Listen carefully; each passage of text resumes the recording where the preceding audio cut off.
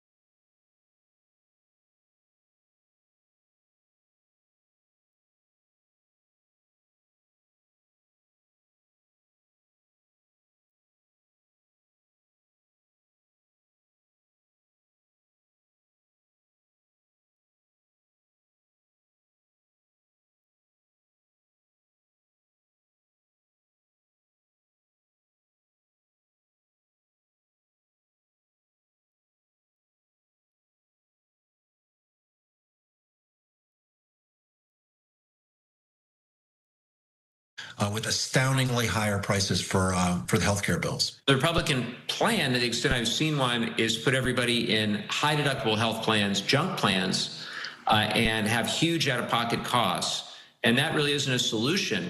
It's a solution for the healthcare companies, the insurance industry, but the average person gets a huge bill. Senate Republicans agreed to hold a vote on extending the tax credits next month in exchange for concessions like tougher abortion restrictions.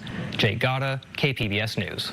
Well, overnight, we're dropping down into the low 60s, partly cloudy skies because we have a storm to track. There's two waves. We really get hit by the second wave, but I'll break down exactly what to expect and when to expect the rain coming up. Get your umbrellas ready. As you just heard, rain is in the forecast.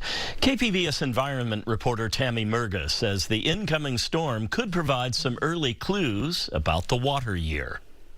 An atmospheric river that originated in Alaska is quickly heading to California. San Diegans can expect heavy downpours Thursday night through early Friday morning.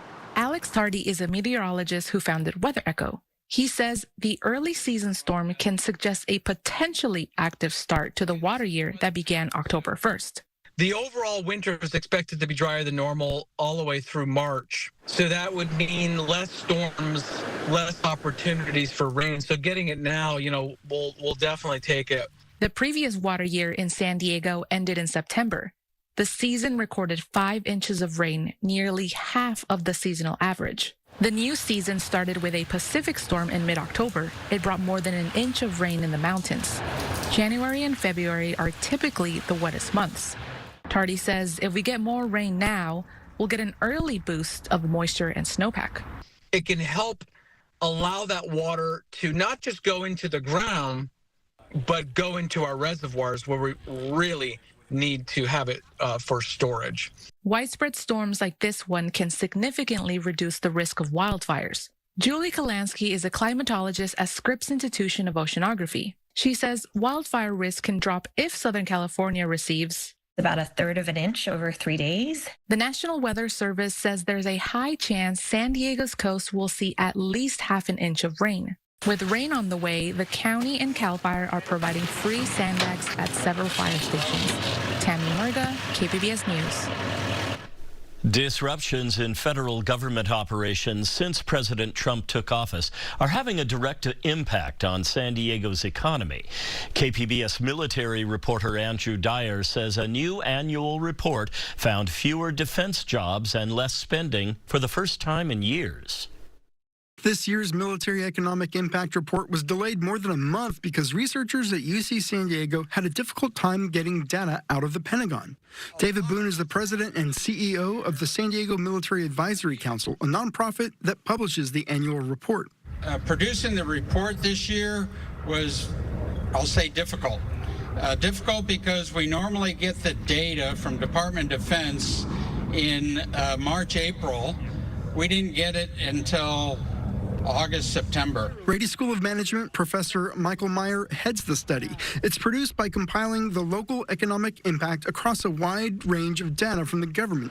Everything from what the government buys to the military, civilian, and contractors it pays. We rely on a large collection of data through largely federal government sources, and the difficulties of the past year, specifically the reductions in federal employees, has made that data even more difficult to collate. And what that data showed was a retraction in San Diego's defense economy. Meyer points to 2 major causes. One is the retirements and the separations of these federal employees. We already started to see that have an impact in the last fiscal year. The other was how the government was funded during fiscal year 2025 via a continuing resolution that kept spending locked at 2024 levels. The result is a 3% retraction of the defense economy. Last year, it made up 1/4 of San Diego's regional economy. This year, the $61 billion impact represents about 22%. Less spending means fewer jobs. More than 16,000 fewer jobs, according to the report. Overall, in terms of employment, we saw a reduction of approximately 4%, and that is across a variety of sources. Meyer says he thinks there are missing numbers related to military startup contracts locally, something he's hopeful there will be good data on next year. Andrew Dyer, KPBS News. Tri-City Healthcare District and Sharp Healthcare are finalizing an agreement for Sharp to take over Tri-City's hospital operations and finances. KPBS North County reporter Alexander Nguyen takes a look at the agreement. Tri-City posted the 100-plus page agreement on its website. While some details still need to be finalized, the core aspects of the deal are in place. Those define everything that goes over to Sharp, the responsibilities that Sharp will be taking, including all the liabilities and the debt, and all of the assets of Tri-City. Dr. Jima is the CEO of Tri-City. He says the main thing is that the agreement preserves Tri-City's core services and leaves room for improvements and maintenance. That includes a $100 million commitment in the first 5 years towards structural improvements, equipment, technology, in addition to programs and services. Like many public healthcare districts in the state, Tri-City has been plagued with financial issues since the pandemic. The deal includes Sharp taking on all of Tri-City's debts and liabilities. Sharp will also undertake seismic upgrades at Tri-City Medical Center, which in and of itself are in the hundreds of millions of dollars. One thing that won't be coming back anytime soon under this deal is labor and delivery. Tri-City discontinued the service in 2023 because of low patient volume. Ma says Sharp is looking at all commercially viable options to bring that back. Sharp Mary Birch is San Diego's preeminent provider in women's and newborn services. So the idea that that could return to Tri-City with even more services that weren't even here before, including high-risk maternal fetal medicine, those are really exciting, and that's what a lot of our community is asking for. Since Sharp is a private healthcare system, the deal needs public approval. Ma says community feedback is critical to the process. The next community meeting is this evening at the Carlsbad Senior Center. If all goes well, the public will vote on the final deal next June. Alexander Nguyen, KPBS News. Back in July, Congress cut more than $1 billion for public broadcasting. Today, industry leaders gathered right here at KPBS for a California State Assembly Committee informational hearing. KPBS reporter Katie Anastas says they worry about community access to trustworthy local news. I don't think people appreciate what is happening to journalism in this country and what has happened to local news coverage specifically. If you recognize that voice, that's because it's been on national airwaves for almost 3 decades. Former NPR broadcaster Jack Speer expects fewer public media journalists to have such long careers. Since the early 2000s, the number of working journalists in the U.S. has fallen by more than 75%. During that same period of time, the country's lost roughly a third of local and regional newspapers. In July, Congress cut more than $1 billion for public media. Industry leaders say filling the gap will be a challenge. Andy Russell is the president and CEO of PBS SoCal. He says many community organizations that have donated to public media in the past are dealing with federal funding cuts of their own. They have fewer resources. They're dealing with their own financial crises. So what would be traditional partners we can go to say, how can we do things together? They're working through some really tough cuts. So some of those traditional avenues and partnerships are not there. That's the case for Radio Bilingüe, a network of 16 stations that broadcasts in English, Spanish, and indigenous Mexican languages. The network has also lost more than $300,000 in annual federal funding. This is a serious setback, not just for us, but for the rural and low-income communities we serve every day. For them, Radio Bilingüe is usually the only reliable source in their languages for local news, emergency alerts, educational programming, civic information, and of course, our daily programs celebrating Latino arts and culture. Assemblymember Chris Ward chairs the committee. He says panelists shared information he can take back to Sacramento when the legislative session starts in January. What can California do more to be able to provide some financial support to be able to help what we see as a community asset? Without more support, he says, communities across California could see major losses in local news coverage. Katie Anastas, KPBS News. The longest government shutdown in U.S. history has taken a toll on federal workers who have gone without paychecks since October 1st. Financial experts say it's important to take the right steps to regroup from interruptions in income. Karen Kafa has those details. An interruption in income can happen for any number of reasons. It might not be because it was anything you did. You could have been a victim of the shutdown, or maybe you got divorced. There are all kinds of situations that can cause you to get into debt. And once paychecks resume, experts say to take stock of the situation before making any money moves. You want to look at what your expenses are, if those have changed over the time that you haven't had income. And you also want to see, maybe most importantly, what you currently owe. So if you've paused payments on loans or on utility bills, you want to see, how far back you are and how much you need to do to catch up. Personal finance expert Beverly Harzog advises reaching out to lenders about options, especially for credit card debt, which tends to carry higher interest. She says those with good credit may be able to make a balance transfer to pare down payments. With a balance transfer a credit card, you could get a 0% APR, anywhere from 12 to, I've seen about 21 months lately. And you can transfer your debt to that card and then pay it down monthly, interest-free during that trial period. Elizabeth Ayula, co-host of NerdWallet's Smart Money podcast, says once households regroup from one crisis, it's important to financially reposition in case it happens again. As we've seen with the current shutdown and financial hardships, emergency funds are so important. Households that want to get a jump on rebuilding emergency savings and paying down debt, Ayula says, might even consider a temporary side hustle to boost incoming funds. In Washington, I'm Karen Kafa. Open enrollment is underway, but things aren't quite as clear this year. That's because key federal health care subsidies are set to expire. Covered California is touring the state, addressing concerns about what that means for Californians' coverage.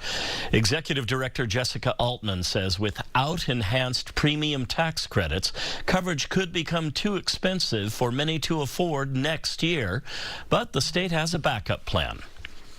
We have $190 million from the state budget that we will be putting towards affordability to mitigate this impact for some of our enrollees. Now, we're going to lose $2.5 billion from the federal government, so this is what we can do. Altman says Covered California will make sure consumers have enough time to select or even switch their health plan if the credits change. From housekeeping to working as a healthcare professional in just a few months, KPBS reporter Jacob Ayer says a new program at UC San Diego Health is training people to advance from low-wage jobs into clinical health roles. Those carts are usually filled with trays and containers that has all the instruments in it, the knives, the scissors, the retractors, the forceps, everything. Come on in. May Valdehueza explains how she makes sure thousands of medical instruments are meticulously cleaned and decontaminated, assembled, sanitized, then organized and stored. When you talk about surgeries, you'll think like doctors, nurses, scrub techs, but before they can actually start their surgeries, they have to have the equipment. So if we assemble, we're gonna scan it. That's her job as a sterile processing technician inside UC San Diego Health's Jacobs Medical Center. It's a role that's relatively new to her thanks to a special training program. Previously, she worked in housekeeping at the organization for the past 8 years and was looking for a change. I want to go back to school and stuff like that, but there's no really time for it because first, I'm a mom. I got to keep food and roof over the head of my kids, and I was a breadwinner for a long time. So, I'll have to choose between going to school or working. She found something that let her do both. Valdehueza was part of the first cohort of UC San Diego Health's Sterile Processing Technician program, which graduated 10 people earlier this year.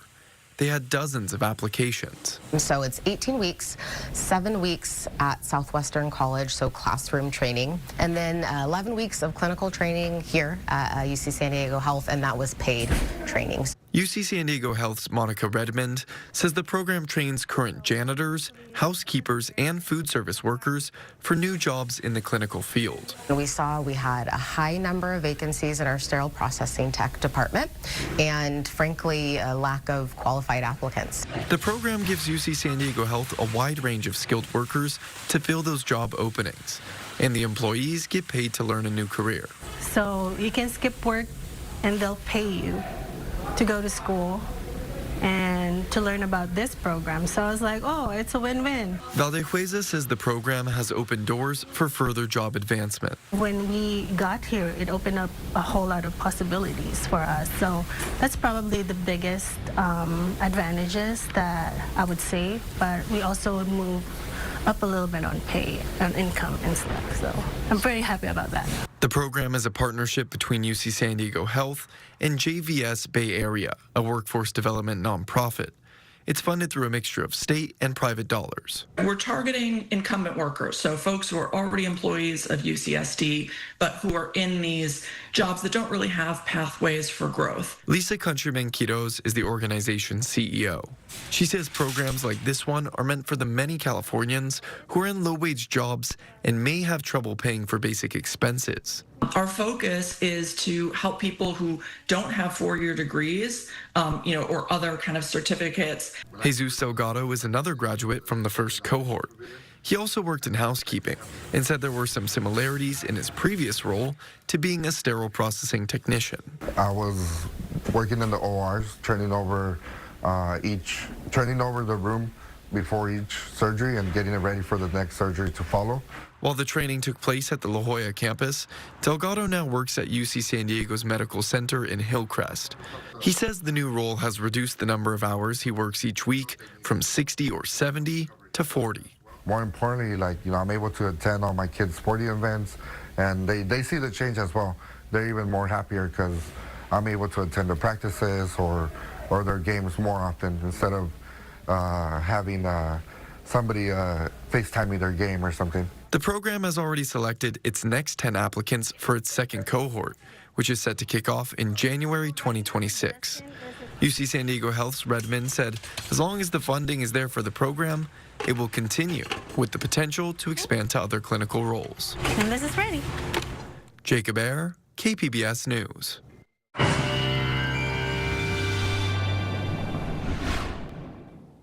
Well, temperature-wise, we're looking at a cooling trend, but the big story is certainly the storm. Now, it comes in two waves. We're really going to get hit by the second wave, so it's later Friday into the early parts of the weekend. It's going to bring heavy rain overall. There's even another storm after that as we look into early next week. So get ready for the rain. It's going to be here with us for a while. But first, let's talk about our temperatures for tonight. So 57 in Oceanside, 61 in San Diego. You can see partly cloudy skies across the board here. 49 is our low in Mount Laguna. We look ahead to tomorrow.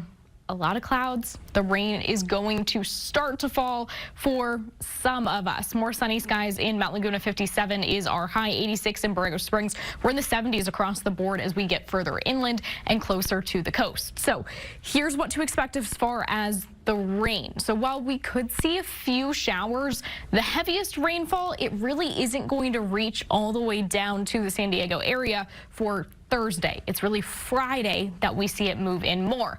Let's take a look at future radar and how this plays out exactly. So you can see the core of our storm system, that's going to remain off coast for a few days, really, which is part of the reason we get round after round of the rain. Now, we do get snow up into the Sierra. It doesn't really come to our higher elevations further to the south, but you can see Thursday late into the night, a few showers peek their way in. We continue to play things out, and there's the real rain starting to move in by the time we get to Friday morning. We see that move inland, and then another round of even heavier rainfall as we go late Friday into Saturday morning. The big concerns here is going to be flash flooding, mudslides, debris flow, especially burn scar areas and the more recent burn scar areas. Now, as we go into the weekend, can't rule out a couple of thunderstorms that could be on the strong to severe side. Maybe we see a tornado warning or two. That is certainly not the biggest impact, but just something to be prepared for. Can't rule it out. As far as our rainfall totals, so through Friday, San Diego, we're looking at ½ an inch to an inch. We do get that snowfall up into the Sierra. At pass level, we're talking a couple of inches, and it's actually trending warmer. So over the next couple of days, we might be even inching those snow totals down a bit. Here's our footprint Friday night to Saturday. We have a much more southerly focus with the second wave of the storm. Our rainfall totals into San Diego, 1 to 2 inches. That's on top of what we already will have accumulated late Thursday into Friday. Significant rainfall. That's why I'm talking about flash flooding as the biggest concern here. All right, our 5-day outlook along the coast. We are talking about rain for several days here. Temperatures in the 70s, then we dip down into the 60s as we get towards the weekend and next week. The rain, it continues further inland as well. Everybody really is going to be seeing the rain for a while here. Temperatures in the 60s here as well. Indoor mountain regions were a bit cooler, 50s, then we drop down to the 40s by Friday, and we stay there through at least Monday. Taking a look at our desert 5-day outlook, we clear out with the rain by Monday. Temperatures 80s, 70s, and then down to the 60s, where we stay Saturday through Monday. For KPBS News, I'm AccuWeather's Anna Azalian. Families who remember the La Colonia community in what's now Solana Beach have a report showing how many people were buried in their graveyard. KPBS SciTech reporter Thomas Fudge tells us about the archaeological survey as well as the goal to identify and honor the dead. It's Saturday morning, and volunteers are putting up 2 crosses on what they believe are the graves of Lupe and Mary Gutierrez Gonzalez, who died in infancy. As you can see, they passed away in 1929. They were only 2 days old, and they had respiratory problems. They died very young, but were not forgotten. Michael Beltran was one of several people who showed up at the cemetery this morning. He grew up in La Colonia de Eden Gardens, what some people called a little Mexican village in North County. Beltran says the surviving brother of the buried infants met him at a restaurant, and he knew he was leading an effort to discover the secrets of the cemetery just below St. Teresa of Carmel Church in Del Mar. And he tells me, you know, I believe we have 2 twin sisters there. We just don't remember where the markers are, and they're gone at this time. Beltran and other members of the La Colonia Community Foundation eventually made contact with an archaeologist named Jimmy Daniels. Daniels uses ground-penetrating radar, GPR for short. He scanned the graveyard and produced a report that outlined multiple underground anomalies that he believes are grave shafts, most of them unknown and unmarked. You know, they have a record of the number of people that were buried here. And it doesn't match the number of markers that we have. Daniels believes the twins, Lupe and Mary, are buried here, based on stories from the community and scans by ground radar. And kind of verified those locations with additional passes with the GPR and found 2 anomalies that were roughly the size you would expect for an infant burial and kind of evenly spaced apart. He says identifying grave sites for sure would require physical evidence. But that's not the goal here. The goal here is to give some kind of, semblance of approximation and some sort of, scientific evidence to kind of back up the locations of these burials without disturbing, the integrity of the burials. A small community, most of them with family connections to La Colonia, has formed to erect new grave markers and keep the graveyard clean. Like Lupe Trejo, whose grandparents are buried here. I like coming out here. It's fun to see the families. I enjoy reading the headstones, even though I've seen them a million times. I wipe them down, whatever I can do. How many more grave sites will be identified is hard to say. There are lots of them. Beltran says practically every step you take in this place, you're walking above a grave. Thomas Fudge, KPBS News. You can find tonight's stories on our website, kpbs.org. Thank you so much for joining us, everyone, tonight. I'm John Carroll. Have a great evening. Major funding for KPBS Evening Edition has been made possible in part by Bill Howe Family of Companies, providing San Diego with plumbing, heating, air, restoration, and flood services for over 40 years. Call 1-800-BILL-HOWE or visit BillHowe.com. And by the Conrad Prebys Foundation, Darlene Marcos Shiley, and by the following.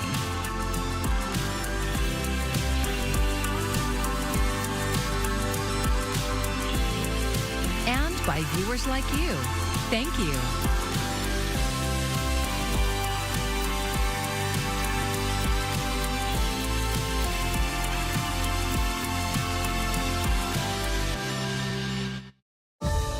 Are you ready? Let's do it. It's so nice to have you here. It's worth it. Wheels up in 5. Very simple, but very elegant food. I'm trying to save your father's life.